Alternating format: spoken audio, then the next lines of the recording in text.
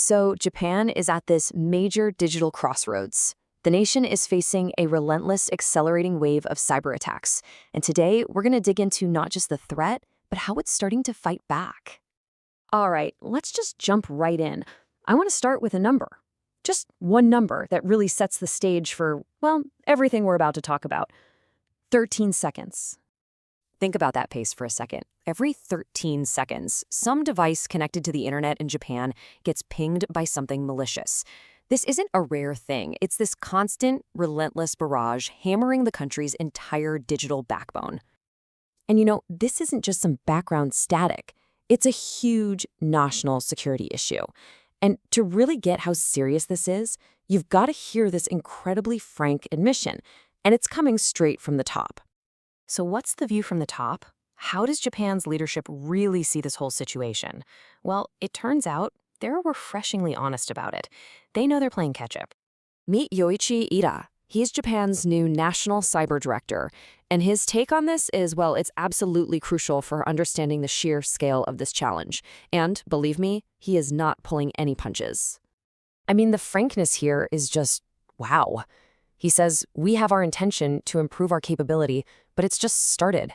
This isn't some politician trying to spin things. It's a direct, clear admission that even though they have the right goals, Japan is at the very, very beginning of this journey. And this slide just lays it all out, right? The huge gap between where they want to be and where they are right now.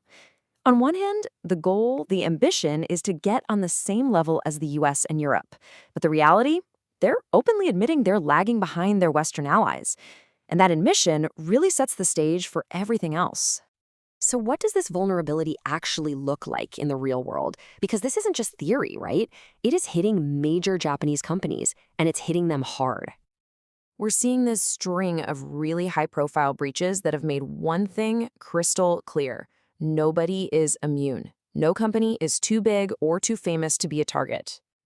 I mean, just look at these names. You've got Asahi Group, the huge beverage company. A ransomware attack literally shut down their operations.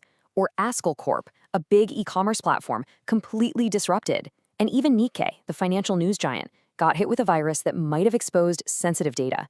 These aren't small-time players. They're household names. It just shows you how deep the impact is on the entire economy.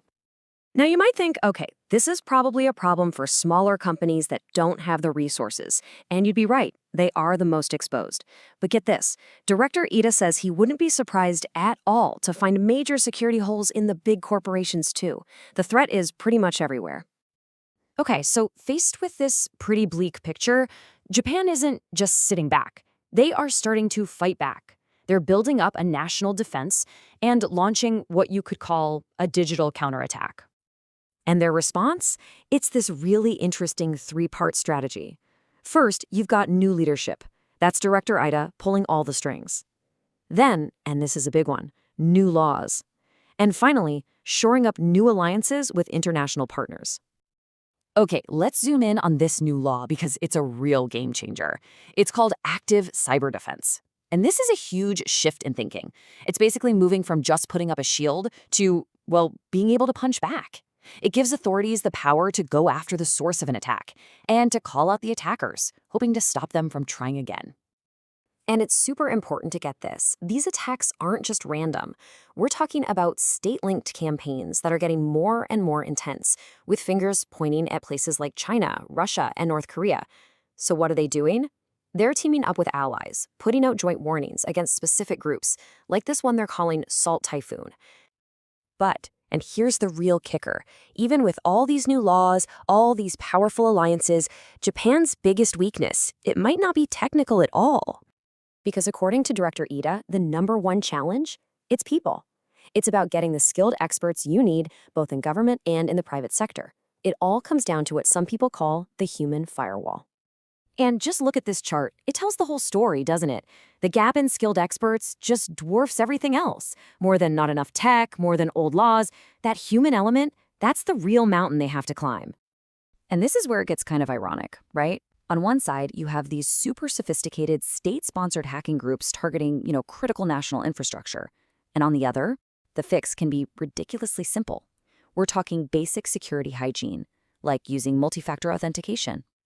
And Director Iida just nails it with this quote: "Even a simple action could prevent a cyber attack, like changing the password."